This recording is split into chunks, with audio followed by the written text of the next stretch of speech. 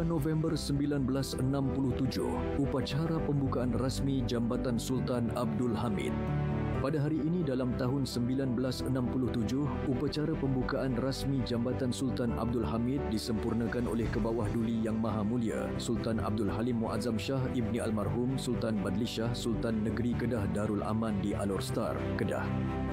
Jambatan ini dinamakan bersempena dengan nama Nenda Baginda Almarhum Sultan Abdul Hamid Halim Shah, Sultan Kedah yang ke-26.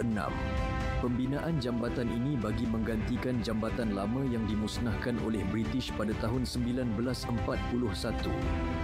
Sehingga tahun 1967, jambatan ini merupakan jambatan paling moden yang terdapat di Kedah. Jambatan berukuran 392 kaki panjang dan 46 kaki lebar ini mempunyai dua lorong khas yang merentangi Sungai Kedah bagi menghubungkan Jalan Raja dengan Sungai Korok di bahagian selatan Alor Star.